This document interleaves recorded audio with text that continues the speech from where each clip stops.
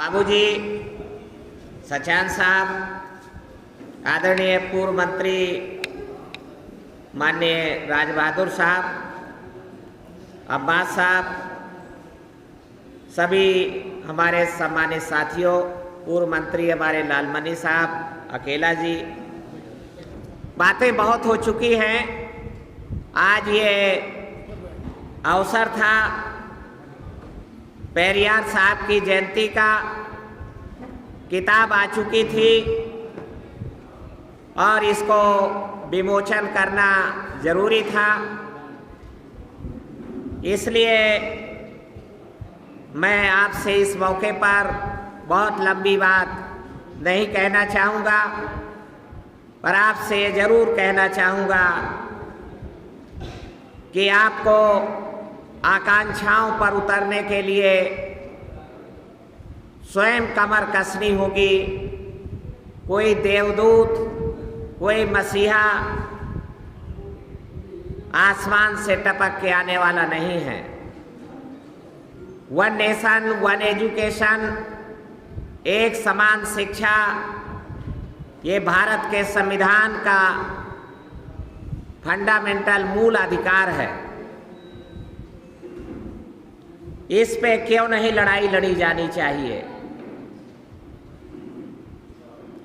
हम जो कुछ भी हुए हैं, मैं प्रोफेसर रतनलाल जी की बात से सहमत हूँ। इसलिए मानवर कांसीराम साहब ने भी इस बात पे जोर दिया कि जिस समाज की गैर राजनीतिक जड़ें मजबूत नहीं होती हैं, उस समाज की राजनीति कामयाब नहीं होती है। भारत के 85% आवाम की राजनीति को, राजपाट की चाहत को अगर कामयाब बनाना है तो इसके गैर राजनीतिक जड़ों को बनाना जरूरी है। मानवर कांसीराम साहब ने बड़ा जतन लगाकर, हिकमत लगा करके आपकी चाहत को ध्यान में रखते हुए कम समय में फलदार वृक्ष तैयार किया। फल कम थे, चाहतमंद जातियां ज्यादा थीं, उसका रस निकाला। रस निकाल के एक एक चम्मच बहुत सारे जाति समूहों तक पहुंचा दिया। उस रस टॉनिक था, उसने अपना काम किया। निश्चित रूप से राज सत्ता का रस टॉनिक है, तभी तो उसकी खबर चलती है, आपकी तालियां बजती हैं, आपकी चाहत पैदा होती है। सब लोग लपक गए उसी तरफ। फल मिल जाएं, फल मिल जाएं तो फल तो कांस्टेंट हैं, स्थिर हैं। फल अनलिमिटेड नहीं है। मानवर कांसीराम जी ने जो आपको फल दिए, वो किसी से छीन कर दिए थे। जिनके फल छीने गए वो परेशान हुए। उनकी विधायकी गई, उनकी मंत्रीगिरी गई, उनके मुख्यमंत्री गए, उनके कलेक्टरी गई, उनके कप्तानी गई, थानेदारी गई। यहाँ तक कि 1995 और 97 दो सरकारें मान्यवर कांसीराम जी ने चलाई हैं। 2002 की सरकार में मान्यवर कांसीराम साहब पॉलिटिकली और फिजिकली, राजनीतिक रूप से भी और शारीरिक रूप से कमजोर हो चुके थे। कैसे बेदर्द लोग हैं आप लोग। 1995 में ही उनको हार्ट अटैक आया, आगे भी हल्के हार्ट अटैक आए। 2002 के चुनाव में षड्यंत्र के शिकार हुए पंजाब में पूरा ध्यान लगाया कि मेरा सूबा खड़ा हो जाए। अकालियों से गठबंधन किया, दिल्ली से बैठे बैठे तोड़वा दिया गया। कहीं कोई चीज है जो अटकी हुई थी, इस पे रिसर्च होनी चाहिए। तो इसलिए मैंने कहा कि पंजाब में जब वो सीट नहीं जीत सके, हमारे यूपी की टीम फरवरी 92 में हुए पंजाब के चुनाव में थी, आदरणीय बाबू रामाधीन भी थे, आदरणीय राज बहादुर साहब भी थे। तो कांशीराम जी की ताकत विपक्ष बन सकी। या तो कांग्रेस की सरकार जीती थी 1992 में, और सेकेंड पे विपक्ष था पंजाब में, तो वो कांशीराम की पावर थी, कांशीराम की ताकत थी। पर 2002 में वो 0 सीट पे आउट हो गए। इसलिए मैंने कहा कि वो पॉलिटिकली कमजोर हो गए। इसलिए 2002 की सरकार मानवर कांशीराम जी की दखल नहीं था। पर 95 और 97 का A to Z फैसला, सिवाय हृदय नारायण दीक्षित को मंत्री बनाने के अलावा, 4 दिसंबर 93 को जो सरकार बनी, उसमें एक भी ब्राह्मण कैबिनेट मिनिस्टर नहीं है। उन्होंने लिखा ब्राह्मण साफ, ठाकुर हाफ, बनिया माफ। यह हेडलाइन थी उस समय के 5 दिसंबर 6 दिसंबर 93 के अखबारों की।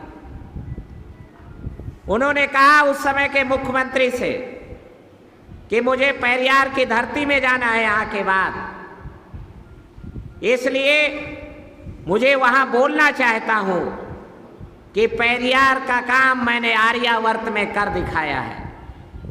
इसलिए दक्षिण में भी कांशीराम को स्वीकार किया जाना चाहिए। जब मैंने आर्यावर्त में ये काम कर दिया है तो दक्षिण में भी हम करना चाहते हैं। मैं आपसे कहना चाहता हूं कि उन सरकारों में जो इसमें कांशीराम जी की दखलंदाजी थी, लैंड डिस्ट्रीब्यूशन का, जमीन जायदाद को बांटने का काम भी बड़े पैमाने पर हुआ। उस सरकार में सोशल पुलिस को भी गिरफ्तार किया गया। 1,45,000 पुलिस, मनु के कानून को लागू करने वाली पुलिस गिरफ्तार करके जेल में डाल दी गई। ये खाकी वर्दी वाली पुलिस मनु के पुलिस के आगे हथियार डालती, आज डाले हुए। मनु का कानून चल रहा है और मनु की पुलिस खाकी वाली पुलिस के ऊपर भारी है। आपने देखा नहीं पुलिस के दरोगा कैसे पिटते हैं? क्योंकि मनु की पुलिस भारी है। आप कहते हैं कि ये गलत हो रहा है, नहीं, मनु का पुलिस भारी है। तो 1,45,000 मनु की पुलिस गिरफ्तार कर ली गई, जेल में डाल दी गई। तब उन्होंने कहा कि हमें अब सरकार बनाना जरूरी है। कहा सरकार कैसे बनेगी, वोट कम है अपने पास। आर्यावर्त में भी हमारे वोट तो 8% हैं, ऑल इंडिया में तो 3.5-4% हैं, पर आर्यावर्त में तो 8% है, थोड़ी ज्यादा है। तो अब उन्होंने कहा कैसे बने सरकार, का वोट खरीद लिए जाए। कांशीराम ने वोट की बिकवाली बंद करा दी है। वोट खरीदेंगे का, मार्केट में बिकाऊ नहीं है वोट। उन्होंने लिख दिया not for sale, Dalit not for sale, OBC not for sale, Netpal Brajwasi not for sale, Azad not for sale. ये बिकाऊ नहीं है, ना बिकने वाला समाज बना दिया। खरीदोगे कैसे? और कांशीराम ने एडवांस ट्रेनिंग दे दी है कि जो तुम्हारा वोट खरीदे रुपए में, उसका रुपया जब्त कर लो। जो तुम्हारा वोट खरीदे दारू की बोतल में, दारू पी जाओ। जो तुम्हारा वोट खरीदे बकरा में, मुर्गा में, उसका बकरा खा जाओ, मुर्गा खा जाओ। पर वोट अपने पैरों पर खड़े हुए अपनी पार्टी को दो। तो काशीराम ने तो आपका पैसा ऐसा सब जब्त कर लेगा, एडवांस ट्रेनिंग दे दिया है। ब्रह्म पंचायत हुई दिल्ली में और उन्होंने कहा कि देखो हम एक अकल बता रहे हैं, फुटकर वोट की बिक्री बैन, और प्राउड है हमें आज भी अपने समाज के ऊपर।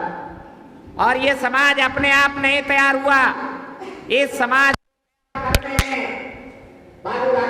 का खून और पसीना दोनों लगा है। जनाब बसीरुद्दीन साहब का पसीना खून लगा है, प्रेम नारायण सचान की जिंदगी लगी है, दत्तू प्रसाद पसीना लगा है, नेत्रपाल विद्वासी अकेला का आप क्या समझते हैं? राज बहादुर जी अटल जी काम करके बसों में बैठ करके आज हमारा बिना टिकट भी यात्रा किए। तो ब्रह्म पंचायत हुई कि सरकार कैसे बनाओगे, वोट की बिकवाली कांसीराम बंद कर चुका है, फुटकर वोट नहीं बिक रहा है। उन्होंने कहा नहीं, एक तरफ इकट्ठा वोट की बिकवाली शुरू करा दो। उन्होंने कहा कि नहीं, 25 अगस्त 2003 को कांसीराम लखनऊ के अंदर ऐलान कर चुका है कि मैं भारत का प्रधानमंत्री होना चाहता हूं, और उसके एक महीना पहले 26 जुलाई 2003 को नागपुर में, कोल्हापुर में ऐलान करके आया है कि मैं 6 करोड़ लोगों के साथ अक्टूबर 2006 में बाबा साहब अम्बेडकर की धर्म परिवर्तन की 50वीं सालगिरह पर 6 करोड़ लोगों के साथ बौद्ध धर्म ग्रहण कर दूंगा। कल्चरल चेंज की तरफ बढ़ रहा है, सांस्कृतिक परिवर्तन, और इन सब के ध्यान ऊपर की तरफ है, जड़ों में ध्यान नहीं है। तो उन्होंने कहा मौका अच्छा है, जड़ें काट दीजिए, ये सब ऊपर को देख रहे हैं। आप भी मुझे फलों के चक्कर में ही लगाना चाहते हैं। कल से बहस चल रही है, पार्टी बनाइए। मुझे 5 साल पहले कुछ लोग यहां बैठे हैं जिन्होंने मेरा साथ लेकर के करोड़ों रुपया कमाए। उन्होंने मुझसे कहा कि तुम राज सत्ता में रहोगे तो हम तुम्हारे साथ रहेंगे। अगर आपने राज सत्ता का रास्ता छोड़ा तो जो ठीका पट्टा आपने हमें दिलाया है वो सुरक्षित नहीं रहेगा। तो हमें ठीका पट्टा सुरक्षित रखने के लिए हमें जालिम के चरणों में जाना होगा। हम आपका साथ नहीं दे पाएंगे। इसीलिए तो स्वामी प्रसाद मौर्य जालिम की गोद में चला गया, क्योंकि उसके साथ आगे पीछे गाड़ी घोड़ा लगाने वालों ने कहा कि हम आपके साथ नहीं चलेंगे। पर दद्दू प्रसाद ने कहा, यही पत्रकारों ने मुझे घेरा और मैं फिर दोहराना चाहता हूं, और हम चुप नहीं बैठे, हम काम कर रहे हैं। मैं फिर कहना चाहता हूं कि किसी भी शोषणकारी पार्टी, व्यक्ति, शक्ति के साथ जाकर दद्दू प्रसाद अपने गुरु कांसीराम की सीख को और अपनी महतारी के दूध को शर्मिंदा नहीं करूंगा। हमारा है दृढ़ संकल्प, हम देंगे मजबूत विकल्प, हम देंगे मजबूत विकल्प, हमारा है दृढ़ संकल्प। पर इसके लिए आपको जड़ों को मजबूत करना होगा। मैं साइकिल से चलने का ऐलान करता हूं, अरे नौजवानों तुम मोटरसाइकिल की बात करने लगते हो। कहते हैं नहीं, साइकिल पे कोई चलेगा नहीं, मोटरसाइकिल से तो बन जाएगा। अरे आपको नहीं परिवर्तनकारी सत्ता मिलेगी अगर आप इसी तरीके से रहेंगे। चुनौती देता हूं मैं बाबूजी के साथ संबद्ध करता हूं अपने आप को। तुम धन के बल पर कितने भी, और प्रोफेसर रतन लाल भी यही कह रहे थे, वो हो सकता है आपको समझा ना पाए। कि आप धन का सहारा लेकर के कितने प्रधानमंत्री बन जाओ, तुम लोक कल्याण नहीं कर पाओगे, लोक हित नहीं कर पाओगे। क्या करोगे? ज्यादा से ज्यादा तबादला, पोस्टिंग, ठीका पट्टा, इतना कोई चेंज नहीं ला पाओगे हालात पे। अगर आपको हालात पे चेंज लाना है तो निर्धनों के सीमित साधन का बड़े पैमाने पर सहारा लेना होगा, साइकिल का सहारा लेना होगा, पैदल का सहारा लेना होगा। चूंकि दुश्मन ने आपके जब देखा कि ये फलों की तरफ इनका ध्यान है, ध्यान भर नहीं है, हिप्नोटिज्म है, सम्मोहन है, फलों की तरफ अट्रैक्शन भर नहीं है, आकर्षण भर नहीं है, सम्मोहन है फलों की तरफ। तो दुश्मन ने कहा कि जड़ें पर ध्यान नहीं है इनका, जड़ें काट दी जाए, और दुश्मन ने आपकी जड़ें काट डाली। तो अगर कॉन्फिडेंस, पहले मार्ग समझ लो, फिर चलने का साहस दिखाओ। आप सोचो दद्दू प्रसाद कोई जादू की छड़ी ले आएगा? नहीं ले आएगा। पर हम अपना बचपना, जवानी लगाए हैं, बुढ़ापा अपने बच्चों को, आपको हुक्मरान बनाने के लिए, लगाने के लिए रखना। इसलिए मैं कह रहा हूं कि साइकिल पे चलना होगा। छोटे सादा, और मैं कहीं नहीं, बुंदेलखंड बहुजन आंदोलन की जननी है, शुरुआत वहां से हुई। पर हमारा एक साथी था झांसी का, जो मान्यवर कांशीराम की इस फिलॉसफी से सहमत नहीं था। बाबू रामाधीन सहमत थे, तो वो गए जालौन में और सीमित साधन, छोटे साधनों को संजोया, और संजो करके सन 19 में ही परिणाम लेके आ गए। कोई करोड़पति नहीं, लखपति भी नहीं थे। शिवराम कुशवाहा जी और अकबर अली। अकबर अली तो फकीर समाज का था, मुस्लिम फकीर। और श्री रामपाल, चैन सुख भारती 20-20, 25-25 हजार रुपया खर्चा करके चुनाव लड़े और जीते। वो मान्यवर कांशीराम जी का सीमित साधन, छोटे साधनों का बड़े पैमाने पर सहारा। बाबूजी ने ये विद्या हमें सिखाई, हमने बांदा में लागू किया। बांदा में केवट, कुम्हार, गडरिया, काछी मुसलमान को जिता के ले आए। हमारा झांसी वाला साथी था, उसने इसको नहीं माना। उसने जमींदार तला से, मध्य प्रदेश बॉर्डर से जमींदार लेके आया, 67 में विधायक। जमींदार को लोकसभा लड़ाया, हार गए। झांसी सदर से मालदार को लड़ाया, हार गए। महोबा की ही 2 सीटें, एक सीट पे फक्कड़ को लड़ाया, जीत गया। बगल की सीट पे पत्थर के खदानों के मालिक को लड़ाया, हार गया। बसीरुद्दीन साहब, वो जमींदार, मौदहा में धन का सहारा ले ली, धन का। तो डॉक्टर देवेंद्र सचान को 89 में मुस्लिम मजलिस के किरदार थे हमारे पास, नहीं इसके पास पैसा नहीं है, काट दिया। डॉक्टर देवेंद्र सचान के पास पैसा है, हार गया वो। 91 में हम लड़ करके आदरणीय राज बहादुर जी ने हमारी बात को ध्यान में रखा। नहीं, आपको ध्यान हो अगर कौन कौन नहीं लगे थे धन पशुओं को लड़ाने के लिए। दद्दू प्रसाद ने बाबूजी के मानवर का, और मुझे प्राउड है, कांशीराम साहब ने सुना कि दद्दू प्रसाद फक्कड़ों को लड़ाना चाहता है। उन्होंने बुलाया, हमारी पीठ ठोकी और कहा ठीक है लड़ाओ। कहा कि काट के दूसरा नाम लिख दो। तो इन्होंने अपने हाथ से दूसरा नाम काट के लिखा, बसीरुद्दीन साहब का लिखा नाम, और बसीरुद्दीन साहब टक्कर दिया। 93 में जीत करके बड़े माफिया को, बादशाह सिंह नाम है, उसको हरा करके जीत के आ गए। तो मैं दूर के प्रमाण क्यों दूं?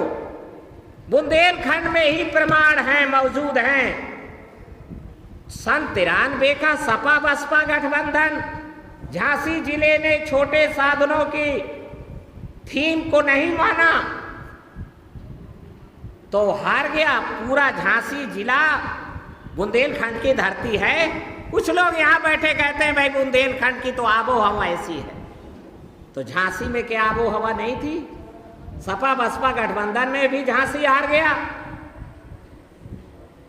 एक भी सीट ना सपा जीती ना बसपा जीती। और क्यों? मेरे पास प्रमाणों की और कमी नहीं है। 45 सीटें पश्चिमी उत्तर प्रदेश के हिस्से में आई, 122 सीटें गठबंधन में बुंदेलखंड और पूर्वांचल के हिस्से में आई। मान्यवर कांशीराम जी इंचार्ज, उनके 45 सीटों की इंचार्ज हमारी धनवानों को लड़ाया। नहीं, धनवान जीतेगा, धनवान जीतेगा, धनवान जीतेगा। बिना पैसे के कहीं चुनाव होता है? और आप में 75% कह देंगे कि हाँ सही बात है, बिना पैसे के कहाँ चुनाव होता है। 75 क्या, अगर 80% हाथ उठा दें तो कोई आश्चर्य नहीं है। पर दद्दू प्रसाद 20% के साथ खड़ा होने वाला है। मैं तुम्हारे 75% के दबाव में नहीं आने वाला। मैं इसलिए आपसे कहना चाहता हूं, ऐ नौजवानों, तुम अगर सत्ता चाहे तो ये अपराध नहीं है। ये लोकहित लोक कल्याण फिर आपकी नहीं होगी, वो जालिमों की हाथ की होगी। मैं यही बात कहते हुए तो वन नेशन वन एजुकेशन एक मुद्दा है, दलितों को पिछड़ों से मिलाने का, पिछड़ों को आदिवासियों से मिलाने का, आदिवासियों को मुसलमानों से मिलाने का। ये मिनिमम प्रोग्राम है शिक्षा हमारी, और ये खुलेआम डाका पड़ गया है। ठीक है, हमारे प्रोफेसर साहब हैं, अपने बच्चों को पढ़ा लिखा रहे हैं, मंत्री है, विधायक हैं, वो अपने बच्चों को पढ़ा लिखा पा रहे हैं, वो ठेकेदार हैं, अपने बच्चों को पढ़ा लिखा पा रहे हैं। पर मेरा समाज 80% गांव में प्राइमरी स्कूल के ऊपर निर्भर है, और वहां कह दिया गया है कि पढ़ाई गायब कर दो यहां से। मिड डे मील खाओ, थाली बजाओ, घर जाओ। आप सोचते हैं एक ऐसे अचानक हो गया? ये सुविचारित नीति है, ये प्लानिंग का हिस्सा है। कुछ लोगों ने मुझसे कहा कि पहले काहे नहीं बोले, पहले काहे नहीं बताए। तो 6 बजे नहीं जागे तो मैंने 8 बजे जागने का अधिकार खो दिया। मैं स्वीकार करता हूं कि हाँ, हमें उस समय समझ नहीं आई कि शिक्षा पे इतना डाका पड़ रहा है। पर आज ये पूरा दिखा है, इसलिए मैं कहना चाहता हूं कि शिक्षा के मुद्दे पर संपूर्ण दलित, पिछड़ा, आदिवासी और मुसलमान बहुजन समाज एक लामबंद हो जाएगा, इकट्ठा हो जाएगा इस मुद्दे को जनता के बीच में। और ये कर नहीं पाएंगे चूंकि इसका आप इसको प्रोग्रामिंग क्या है? इसकी प्रोग्रामिंग है कि हमें प्राइवेट स्कूल नहीं बंद कराना है। जवाहर नवोदय विद्यालय, और हम 18 अगस्त 2015 के इलाहाबाद हाई कोर्ट के ऑर्डर से सहमत नहीं हैं। 18 अगस्त 2015 को एक ऑर्डर दिया हाई कोर्ट ने कि अफसरों को मजबूर किया जाए कि वो अपने बच्चों को प्राइमरी में दाखिला कराएं। आप सब ताली बजाए, बहुत बढ़िया। मेरा भी मन किया ताली बजाने का कि बहुत बढ़िया है, तो बहुत अच्छा है। चीफ सेक्रेटरी ने काउंटर एफिडेविट जाके लगा दिया कि हमारे मुलाजिम के जो बच्चे हैं वो केवल मुलाजिम के बच्चे नहीं, अपनी मम्मी के भी बच्चे हैं, तो उनको हम बाध्य नहीं कर सकते। वो स्वतंत्रता का हनन हो जाएगा। और टाए फेस, और जो याचिका करता था वो सस्पेंड कर दिया गया, हमारे भैया का सस्पेंड कर दिए। तो इसलिए मैं आपसे तरकीब क्या है शिक्षा को ठीक करने की? तो जवाहर नवोदय विद्यालय देश भर में 600 ही क्यों हो, 25 लाख बच्चे ही क्यों जवाहर नवोदय विद्यालय केंद्रीय विद्यालय में पढ़ें। बच्चों की संख्या 25 करोड़ है और भारत के संविधान के अनुच्छेद 21 का में मेरा पुरखा बाबा साहब अम्बेडकर लिखे हैं कि 6 साल से 14 साल तक की उम्र के सभी बालकों को निःशुल्क, अनिवार्य और एक समान शिक्षा देने का प्रबंध सरकार करे, तो केवल 25 लाख बच्चे ही क्यों पढ़ेंगे, 25 करोड़ बच्चों को जवाहर नवोदय विद्यालय में पढ़ने का इंतजाम सरकार को घेरें। और इसी मुद्दे पर मोदी को 2024 में हम कमर खोद देंगे, पटकनी लगा देंगे। तो एक ये संभव है, एक बड़ा रोड मैप है, विराट रोड मैप है ये। कुछ लोगों ने कहा कि आप प्राइवेट स्कूलों को बंद कराने का समझ नहीं पाते हैं, ये करना सरकार को ही होगा, पर जब तक सरकार नहीं करती है तब तक हम कर सकते हैं। तो हमारे बुंदेलखंड में कुछ साथियों ने अभिनव प्रयोग किए हैं। माता सावित्रीबाई फुले शिक्षा संस्कार केंद्र, ऊंट के मुंह में जीरा, निश्चित रूप से इससे कोई पेट नहीं भरेगा, पर ये प्रतीक हैं, ये साइन हैं, ये आपको रास्ता बताते हैं, ये पेट नहीं भरते हैं। तो एक तरकीब है, इसलिए मैं आपसे कहना चाहता हूं कि एक समान शिक्षा भविष्य का चुनाव का बड़ा मुद्दा बनने वाला है। और मुझे खुशी है 15 में हमने बहुजन समाज बनाव की परिकल्पना पेश की थी, तो लोगों ने कहा था ये पिट गया है। आज ज्यादातर लोग बहुजन समाज बनाव की परिकल्पना पर काम करते नजर आ रहे हैं। हमने कहा था कि जिसके जितनी संख्या भारी उसके उतने हिस्सेदारी, भारतीय भागीदारी आंदोलन, लोगों ने मजाक उड़ाया था 2015 में, पर आज उस पे लोग लौट के आए हैं। इसलिए मान्यवर कांशीराम जी का चेला दद्दू प्रसाद थॉटकली वैचारिक लीड कर रहा है। मुझे इस बात को प्राउड रहना चाहिए कि आपका लोग अनुसरण कर रहे हैं। एक समान शिक्षा के मुद्दे पर भी ये मुद्दा गहरा होगा, जन जन तक जाएगा, जनमत तैयार होगा और इसको लेकर के हम लोग सरकारों को पलट देंगे। करना तो आपको ही होगा, क्योंकि वो नहीं करेंगे, वो करेंगे तो फंसेंगे। जैसे जनगणना का, जाति जनगणना में वो फंसे हुए, नहीं कराएंगे। तो ये मंच और ये सभा पिछड़े वर्गों की जाति आधारित जनगणना का समर्थन करती है और हम आह्वान करते हैं भारत सरकार का कि पिछड़े वर्गों की ही जाति आधारित जनगणना नहीं, दो ही की बची है, अगड़ों की और पिछड़ों की बची है। तो भाई पिछड़ों दो, अगर पिछड़ों की नहीं कराते तो भाई अगड़ों को ही करा दो, पिछड़ों की अपने आप पता चल जाएगी। अगड़ों की जाति आधारित जनगणना करा दो, खुलासा हो जाएगा। तो अगड़ों की भी वो नहीं करा रहे हैं, पिछड़ों की नहीं करा रहे हैं। अब पिछड़े वर्गों में ये कहने का पुख्ता सबूत है कि पिछड़े वर्गों का हिस्सा दलितों ने नहीं खाया है।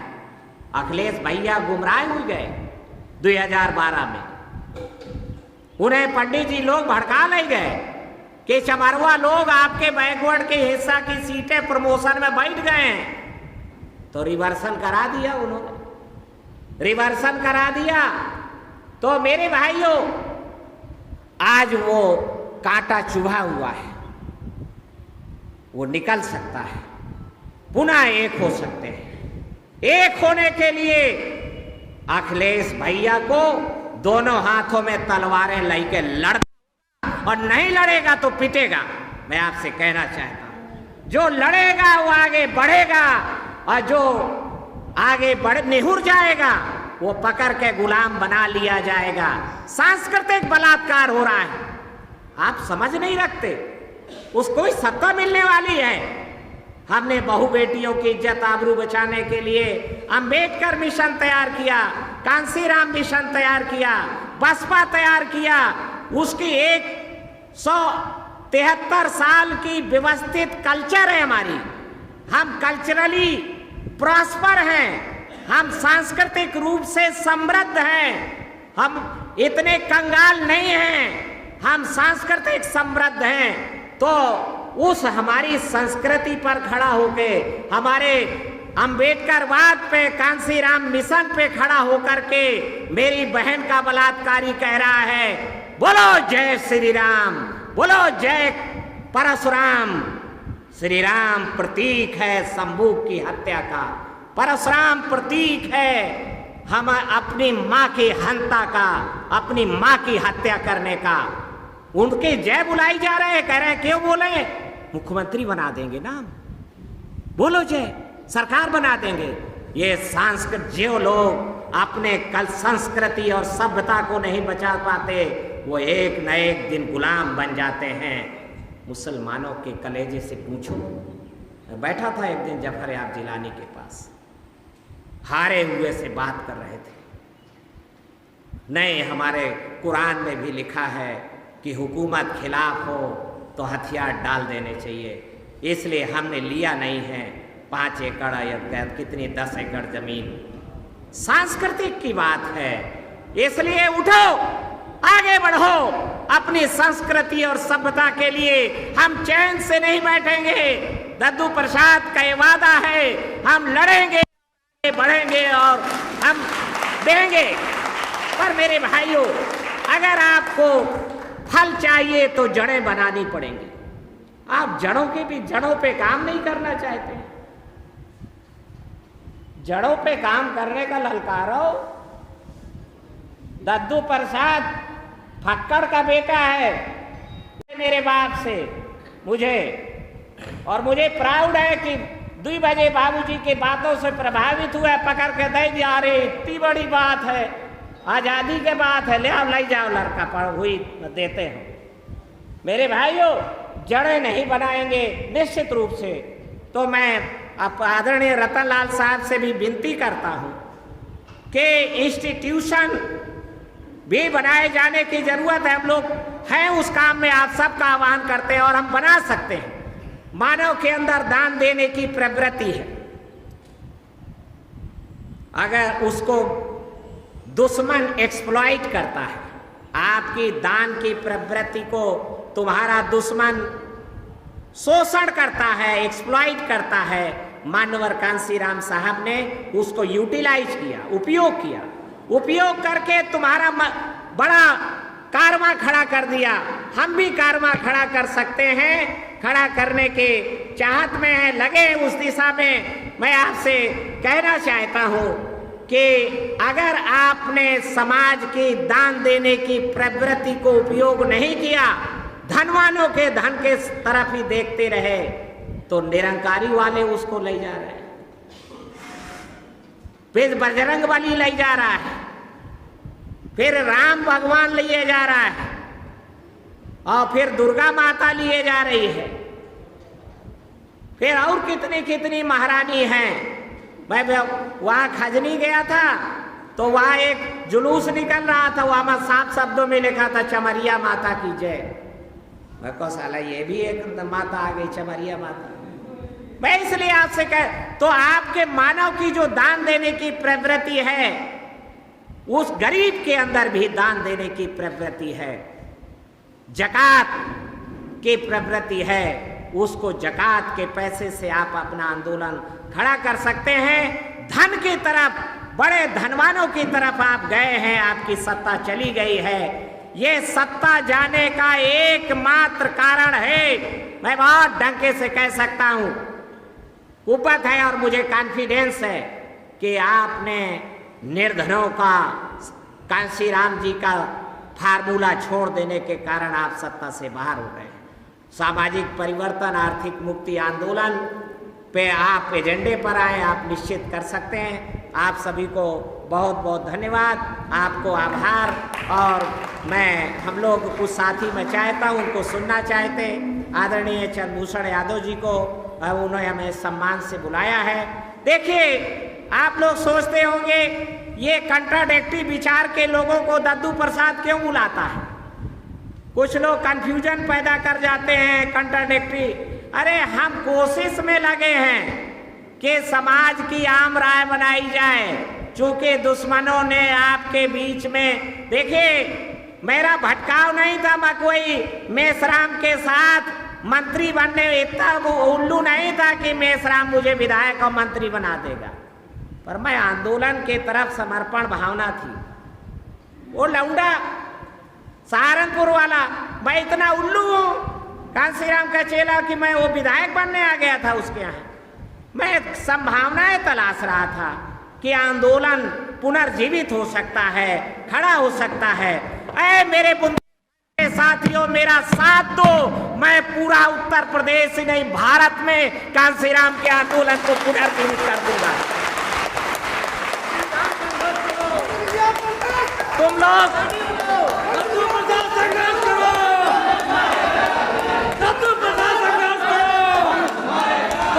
सतीश मिश्रा के, तुम लोग मेरे बहन के बलात्कारी मिश्रा के चंगुल में फंसते जा रहे हो। वो तुम्हें 17 दे देगा। धोखा है, धक्का मारो, धोखा है। इसलिए ये मेरे भाइयों, तुम 10-10 रुपए की नौकरियों के पीछे, मेरा समाज अभी इतना समृद्धशाली है कि जो सामाजिक परिवर्तन के लिए काम करेगा वो भूखों नहीं मरेगा। मेरा समाज अभी उसकी रोटी और लंगोटी का प्रबंध करने लायक है और तुम भूखे नहीं मरोगे। तुम हिचकिचाते रहे हो, इसलिए मैं आपसे कहना चाहता हूं कि आप लोग और न केवल बुंदेलखंड में, पूरे प्रदेश में मैं ये घुइयां छीलते नहीं घूम रहा हूं। चुप्पा रहो, चुप्पा रहो। पार्टी की घोषणा भी की जाएगी, हम देख रहे हैं, हम करेंगे। कांसीराम का चेला हूं, इतना उत्साह में नहीं पड़ने वाला हूं। इसलिए मैं आपसे कहना चाहता हूं कि गैर राजनीतिक, अगर आप परिवर्तनकारी दल चाहते हैं, इस देश में सारे राजनीतिक दल यथास्थितिवादी हुए। भारतीय जनता पार्टी घोषित यथास्थितिवादी पार्टी है, एक्सप्लॉइटर पार्टी है। कांग्रेस पार्टी उसके मौसेरी बहन है, खुलासा हो चुका है। समाजवादी पार्टी भी इस देश के सामाजिक न्याय वर्तमान ऊर्ध्वाधर खड़ी हुई समाज व्यवस्था में संभव नहीं है। आपको सामाजिक न्याय चाहिए तो ऐसी खड़ी हुई व्यवस्था को बदलकर समता, स्वतंत्रता, बंधुत्व और न्याय पर आधारित समाज व्यवस्था बनानी होगी। सामाजिक न्याय निष्पत्ति है, उत्पत्ति है उसकी। वर्तमान ऊर्ध्वाधर खड़ी हुई व्यवस्था में आपको सामाजिक न्याय, बिहार के हमारे साथी पता नहीं क्या सोच रहे हैं। मैं कुछ साथियों से दिल्ली में हैं, उनसे कहा कि वो सामाजिक न्याय संभव ही नहीं है, इसलिए सामाजिक परिवर्तन की प्रक्रिया से गुजरकर आपको सामाजिक न्याय के अभीष्ट तक पहुंच सकते हैं, उसके पहले नहीं पहुंच सकते हैं। इसलिए मेरी बहना भी शिकंजे में फंसकर यथास्थितिवादी पार्टी हो गई है। वो परिवर्तनकारी पार्टी नहीं है, बल्कि अब तो जालसाजों की पार्टी है, बिकवालों की पार्टी है, दलालों की पार्टी है। मेरे समाज को बेचा जा रहा है। इस संदेश को भी जन जन तक पहुंचा दो। बिक्री बंद हो जाएगी, दुकानों में ताला लग जाएगा। 2,27,00,000 का मिनिमम बोली है, 1,27,00,000 की रिजर्व सीट में मिनिमम बोली है। रिजर्व सीट पर आगे ज्यादा बोल सके शर्मनाक है, छी, थू थू। इसलिए हमने कहा था कि वोट बेचना बंद करो, बंद करो। मेरा समाज मान गया, वोट बेचना बंद कर दिया। इकट्ठा वोट बेचना बंद करो, नहीं माने। टिकट बेचना बंद करो, नहीं माने। न माने तो बिके हुए वोट पर मतदान बंद करो, बिके हुए वोट पे मतदान बंद करो, बिके हुए वोट पर मतदान बंद करो। जब बिके हुए वोट पे मतदान आप बंद करेंगे, 15 मार्च 2015 को हमने नारी नाट्य कला केंद्र से बुंदेलखंड में ये फलित हुआ और इसलिए हमारा वहाँ पर आप परिणाम है। इसलिए मैं आपसे कहना चाहता हूँ, पर आपको उठ खड़ा होना होगा और हम दृढ़ संकल्प है, हम देंगे विकल्प, पर गैर राजनीतिक जड़ों को जितना तेजी जल्दी पार्टी चाहते हैं तो जल्दी से गैर राजनीतिक जड़ें मजबूत करो। पुरखा मर नहीं गए हुआ भाई, हाथ पांव चलत हैं। ये मंच भाषण दे अब बंद कीन जाए, गावन चला जाए। और मैं जा रहा हूं गांव, चलो हमारे साथ, जल्दी पार्टी बना देंगे, चलो साइकिल से। इसलिए मैं आपसे कहना चाहता हूं, ये इतना मूर्ख नहीं हो, बेवकूफी का काम नहीं। ये किताबें हमने स्टैंडर्ड प्रमाणिक दस्तावेज कि क्या कहा मानवर कांसीराम जी ने। ये किताबें ना होती तो हुई तो कहते कि नहीं कांसीराम बाबू तमाम उल्लू है, कह रहे हैं कि नहीं सार्वजन तो कांसीराम बना लिए थे। तो ये करके लाया, ये नहीं करते तो मेरे पास सबूत नहीं था। इसलिए मैं धन हूं अकेला जी का, कमजोर आदमी, घर गया हूं, कोई नहीं कर सकता था इसको। हमारे पैसे का कोई बड़ा योगदान नहीं है, बड़ा योगदान अकेला जी की मेहनत का है, लगन का है, परिश्रम का है।